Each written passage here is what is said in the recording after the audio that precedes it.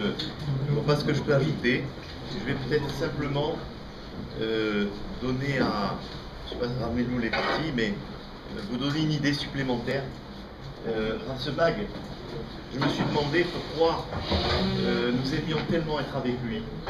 Pourquoi, quand nous nous sentions avec lui, on était prêts à se surpasser dans la Torah. Pourquoi il émanait de lui quelque chose qui nous rendait heureux de servir la Kadosh Baruch Hu. En vérité, j'ai appris par Albert tout à l'heure que c'est lui qui faisait la Haftara de Yona tous les ans. C'est la dernière Haftara de Yamin, enfin la dernière Alia de Yamin Noraïm. Et on dit que c'est la plus Chashuva.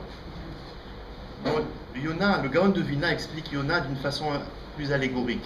Je vais être très rapide. Il dit que Yona c'est la Neshama.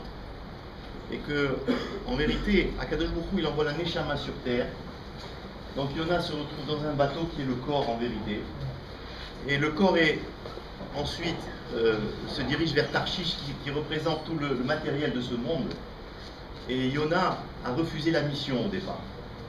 Le bateau à la fin est dans la tempête. Ce sont les missionautes, ce sont les maladies que l'on a pendant notre vie. Et à la fin, il se retrouve dans le gros poisson qui est en vérité le Kever, c'est-à-dire notre tombe, et là il commence à regretter.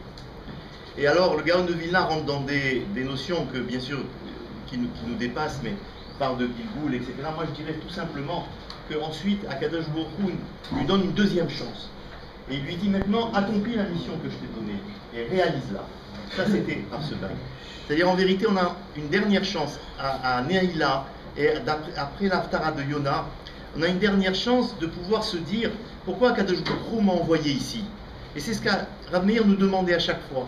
Il nous dit on a quelque chose à accomplir. Quelle est notre mission? Et le Gaon de Vilna nous donne des moyens de savoir quelle est notre mission à chacun d'entre nous. Le Chazon Ish avait l'habitude de dire qu'il ne faut pas être Benoni Beshita. C'est-à-dire on se contente tout à fait d'être des gens médiocres, entre guillemets. C'est-à-dire je fais beaucoup de mitzvot et puis j'ai mes défauts. Je fais bien sûr des avérotes comme tout le monde. Mais quand même, le rôle de ma vie, je suis religieux, je pratique, je fais Shabbat, etc. Ça, c'était une chose que Ramir ne voulait pas entendre. Parce que Benoni Beshita, ça veut dire qu'on progresse lentement, et comme le disait le Rameloul, c'est très rare que d'une année à l'autre, on garde ce que l'on a décidé de faire. Alors il disait, il faut analyser nos défauts, il faut analyser nos qualités. Et si Hachem nous a donné par exemple des qualités, si Hachem a fait qu'on aime une mitzvah, alors c'est ça le rôle qu'on doit accomplir. C'est ça la chose qu'on doit faire. On doit travailler au maximum, soit parce qu'on a un défaut qu'on doit absolument éliminer, soit parce qu'on a une qualité qu'on doit exploiter au maximum. Vaïkra, Betsalel, Benchour, etc. C'est un Kadosh Baruch Hu, il a dit à Betsalel, voilà le rôle que tu as joué, je t'ai donné des dons. Il faut que tu exploites ces dons dans la Torah.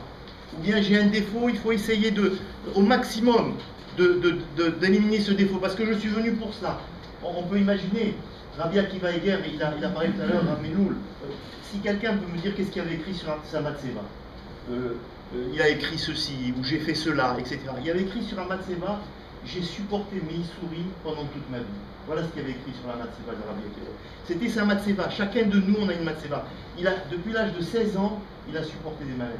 Ça veut dire que tout ce qu'il a fait, c'est rien à côté du fait d'avoir supporté les Issourim qu'Akadosh Baruch Hu lui avait envoyé.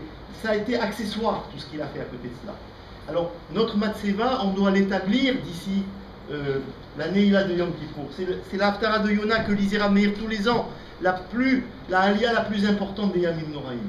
Alors je voudrais dire une dernière chose, c'est que si on était près de lui, c'est parce que, qu'est-ce que c'est un vrai Talmid Chacham?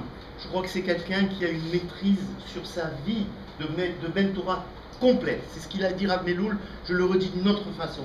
C'est-à-dire on aimait être à côté de lui parce qu'on savait qu'il allait nous dire exactement à chaque moment ce qu'il fallait faire. On savait parce que lui savait ce qu'il fallait faire. C'était un vrai Eved Hashem, il savait quel était son tikkun. Rabbi Yaakov Hillel, avant Rosh Hashanah, a fait un cours à Klali. Il leur a dit on a toujours tendance à penser pendant les Yamim Noraïm, à demander à Kadosh Baruch Hu tout ce dont on a besoin et tout. Mais c'est pas ça.